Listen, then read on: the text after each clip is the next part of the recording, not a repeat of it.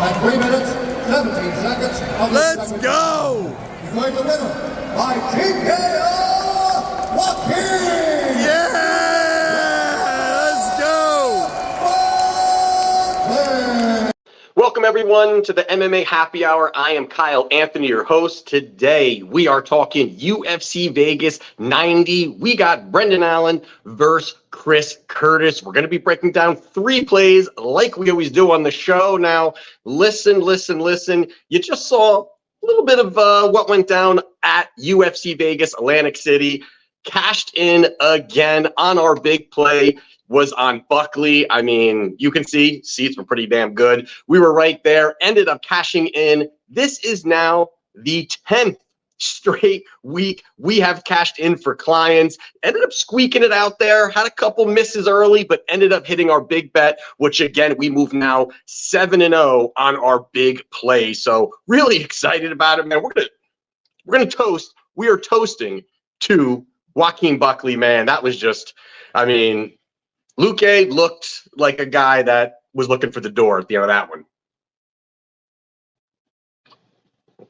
But way to keep the streak going, feeling great about it. But the way that I got to look at it every single week is it's great when we have profit, but we got to move to the next one. We have shit to talk about, big fights. And listen, again, I know, not the biggest card. You're going to hear people complain about it all week long on all different types of shows, but we're not here for entertainment. We're here for profit. That's really what we're here for. So we're going to get into all of that. If you want to become a client, link down in the description. Have a play up, or actually have 2 plays up right now. One is at Plus Money for clients. If you want to, again, daily, weekly, monthly packages, all there for you. If you want to get involved with all of that there, take a look. Also down there, Underdog Fantasy Sports, they're going to give you a free $100. Go down there, click the link, and they will give you $100 to play with using promo code Mr. UFC. That's me.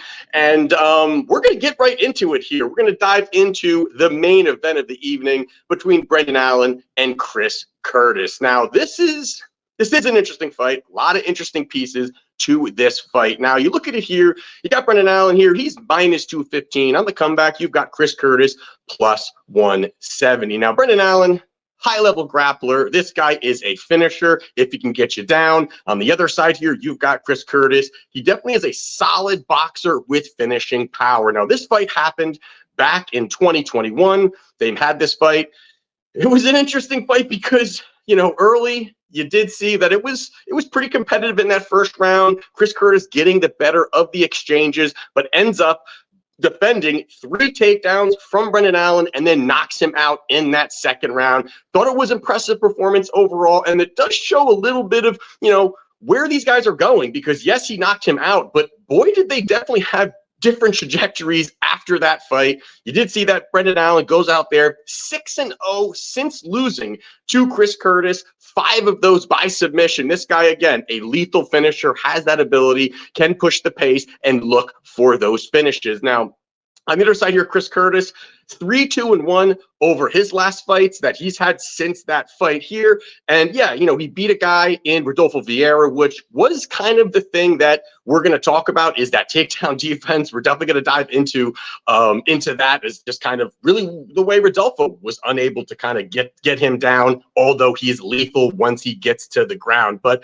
there is no secret here what Brendan Allen's going to look to do. You know, he's definitely going to be looking to get the takedown, get him down there. Once he's down there, the one thing about Brendan Allen is that once he's down there, he is lethal. The guy is absolutely lethal, and he's lethal in multiple ways. It's not just that, you know, yes, he can submission hunt, but he's got solid top control, slick transitions. The guy definitely is just, when he's got you down there, the finish is available. 23 victories, 14 in by submission in his career. Really fantastic overall.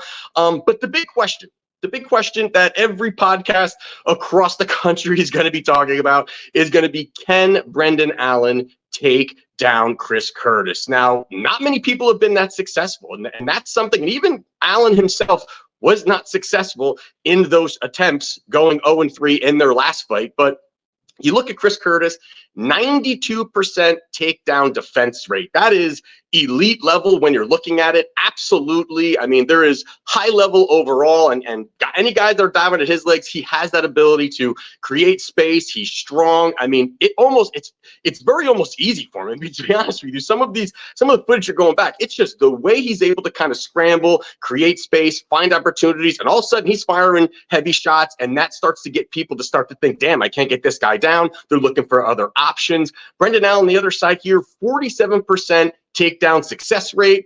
Middle of the road kind of ability to get those fight down there.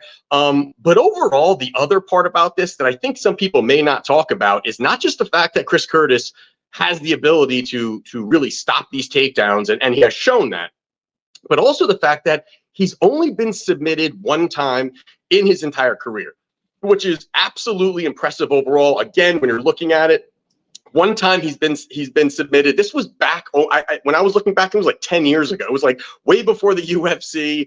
Somebody submitted him, and that just shows a lot. That really, to me, it shows a tough stylistic matchup. I mean, there's no doubt about it. This is one of the tougher matchups that Brendan Allen has had.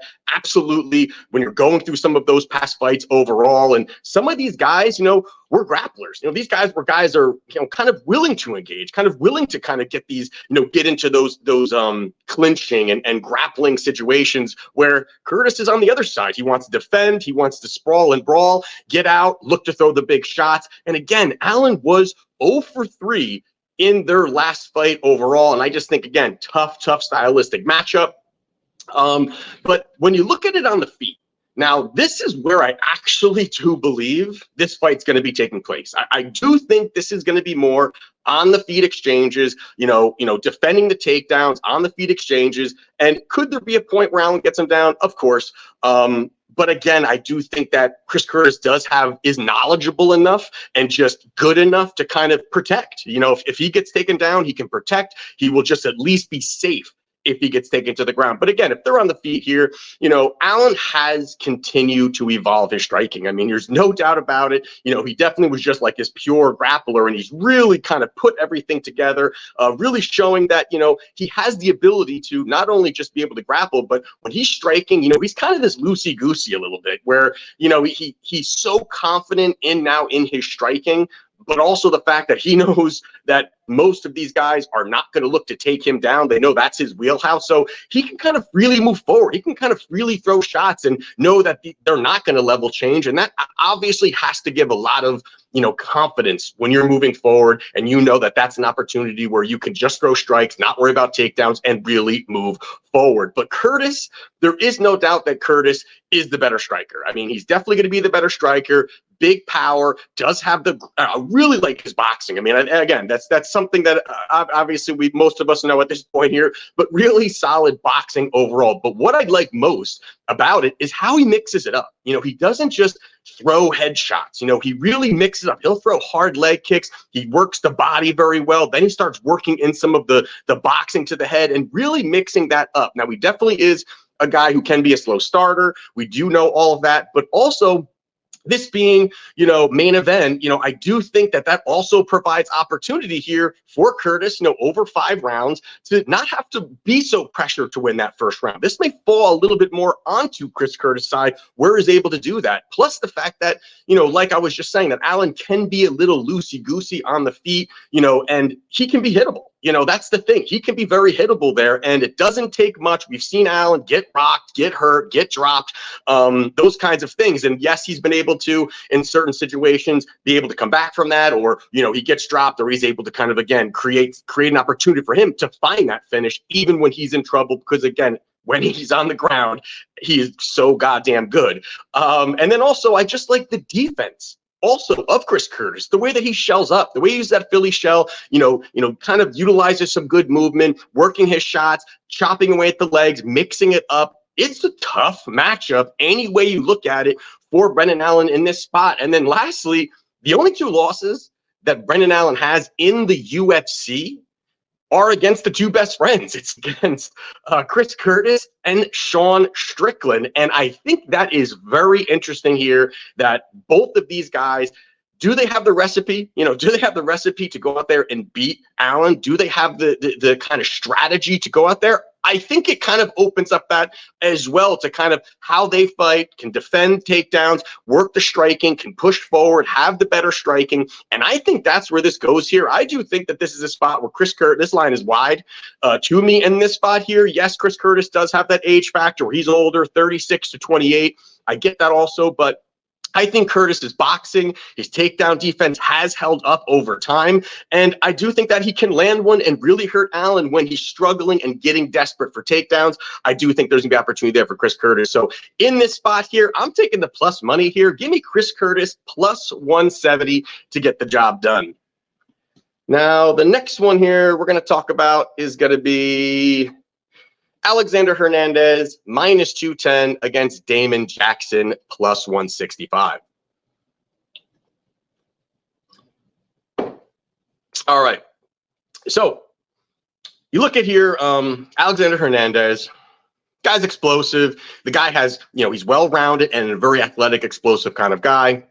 You've got Damon Jackson on the other side here where he's more of a grinder, definitely kind of a grinder kind of guy, but definitely has high-level grappling. Now, when you if you list all the attributes, if you kind of just list all the attributes of both of these fighters, most of them are really going to point towards Alexander Hernandez. And, really on most levels when you're looking at it, I mean, obviously he's going to be more athletic guy, the more explosive guy, the better striking, the better wrestler. I think he's going to have the better wrestling ability, does have the more power in his hands. I mean, there are multiple things that he can do. I think his footwork's better. There's definitely a lot of things that he does where you look at Damon Jackson, he can be sloppy on the feet, limited power in his hands, definitely makes a lot of mistakes that we have seen that where, he definitely just isn't making good decisions in certain spots.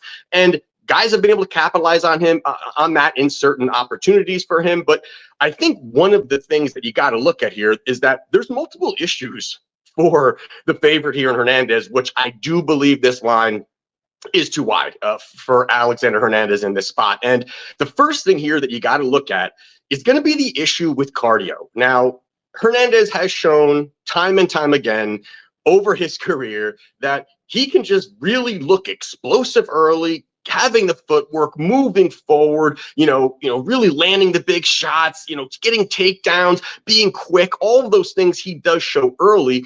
And it just starts to really decline, after that first round. And even sometimes when the fight's just not going his way, if he can't, figure out, hey, I can't put this guy away, or I can't really push him back with my power, with my wrestling, he kind of starts to either question himself or whether it's motivation, whatever it may be, but it just starts to tilt downwards for him overall. And that can be an opportunity where, yes, early, the finish is live for him to go out there, land the big shot early, hurt Damon Jackson, put him away, that I wouldn't be overly surprised in that.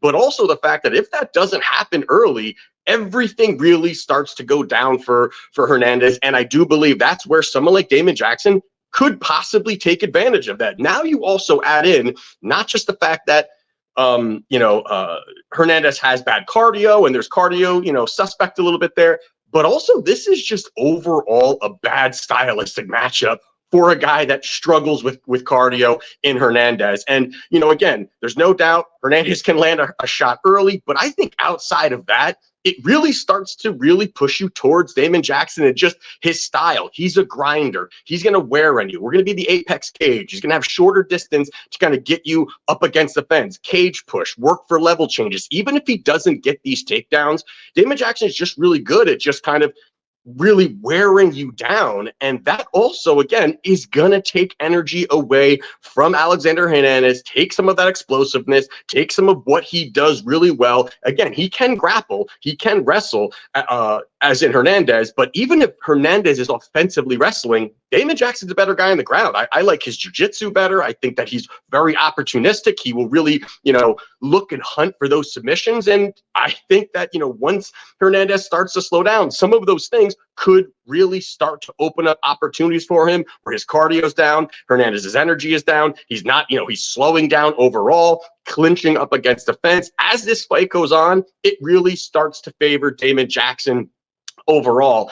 And then lastly, you got to put against Hernandez is the fact that this is at 145 pounds. This is a step. This is actually him moving down in weight, and I don't think it's a good weight class for him. He's 0-2 in this weight class. He recently got knocked out by Billy Q, and then also the most recent fight, he was dominated by Bill Algeo 30-27. So he has not looked good. And in those spots, even against Algeo, he was dropped. He was taken down. He was really just manhandled. And I think, again, draining yourself to this weight class, the energy, the durability, the cardio, all of these things are going to tilt down for him. And I think it's going to be magnified even more when you've got a guy who's cutting down in weight. I do think that he should be kind of staying where he was, but he kind of been flip-flopping a little bit.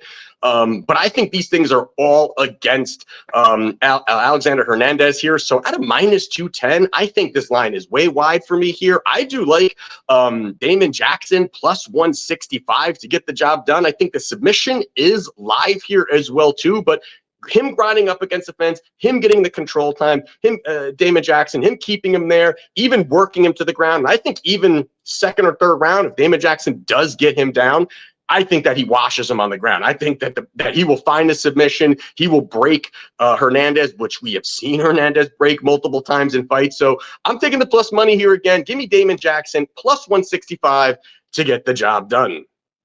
Now, the next one we're going to talk about here before we do. Let me, I'm going to, hold on a minute. I'm going to, this one, let me tell you something. This one's for Buckley. This one's for Buckley. God bless him. God bless him. All right. So the next one here we're going to talk about is Morgan Charriere, if I'm saying that correctly, and Chepe Mariscal in this fight here. You got Morgan, he's minus 120. Chepe is plus 105. We are seeing, all week, there is money been coming in on Chepe. So we look at this here, you got Chepe, he's an aggressive fighter. He's going to move forward. He's going to be pressuring, and that's kind of been the way that he's been able to break some opponents. And then the other side here, you've got Morgan. He's definitely solid striker overall with solid athleticism. Now, you look at Morgan, he has looked the part. Outside of the UFC, he's definitely looked the part. He's on a 4-fight winning streak, one on Dana White's Contender Series, solid striking, good range. His kicks, I think, are really fantastic. I'm making sure it's right.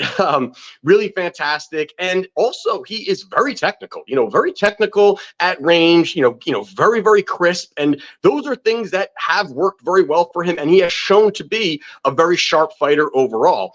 But again, this is the spot, and this is what we do here. When we're breaking down fights, we're looking for weaknesses. We're not looking to tell you something that's already baked into the number, baked into the price, or hey, here's a minus 350, and these are all the great things about him. Well, no shit, because he's a minus 350. Everybody knows that. The books know that. We're trying to find things that aren't there. That we're trying to uncover things. We're trying to dig deep into these fights. Like when we're looking to place our money, we are going deep, deep, deep, not high level stuff, deep, deep, deep into these, and see what we have. And honestly, in this situation here, why I do think that this line is kind of, has been moving this way. And I do think it's more to do with just how stylistically these two, kind of set up. And you've got, Morgan, who's a guy who's going to want to be at range, who's going to want to fire shots from the outside, who's going to want to more have a pretty fight, I should say more. That he's going to want to be just firing at range and kind of utilizing footwork. And then if he comes inside, he's good in the clinch. You could do certain things and then go back outside.